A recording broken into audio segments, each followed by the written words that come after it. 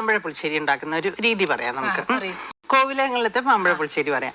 അതിൻ്റെ പ്രത്യേകത എന്താണെന്ന് വെച്ചാൽ ആദ്യം തന്നെ മാങ്ങ കുറച്ച് ഒരു ഇച്ചിരി വെള്ളം ഒഴിച്ചിട്ട് ഒന്ന് തിളപ്പിക്കും.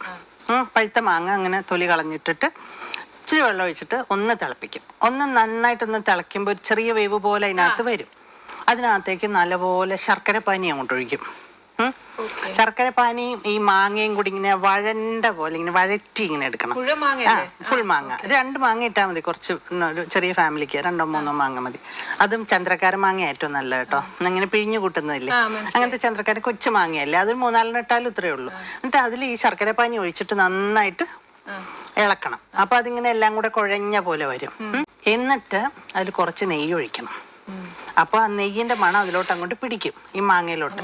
എന്നിട്ട് അതിലേക്ക് വേണം നമ്മൾ കുറച്ച് തേങ്ങ, ഒരു പിടി തേങ്ങ, 4 മാങ്ങയുള്ളെങ്കിൽ ഒരു പിടി തേങ്ങ, കുറച്ച് തൈര്, കുറച്ച് മഞ്ഞൾപ്പൊടി, കുറച്ച് മുളക് പൊടി, ഇത്രയും മാത്രം. ചുമ്മാ ഉള്ളി ഇഞ്ചി ഒന്നും കൊണ്ടിടരുത്.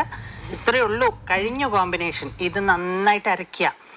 പുളിയുള്ള തൈരും കൂടെ അതിൽ ചേർത്ത് നന്നായിട്ട് അരച്ചിട്ട് ഈ മാമ്പഴത്തിൻ്റെ ഈ കുറുക്കി വെച്ചിട്ടില്ല അതിനകത്തോട്ട് ഒഴിക്കുക. എന്നിട്ട് പ്രത്യേകം ശ്രദ്ധിക്കേണ്ടത് കടുക്, മുളക്, ഉലുവ നെയ്യിൽ തന്നെ വറക്കണം, വെളിച്ചെണ്ണയിലൊന്നും വറക്കരുത്.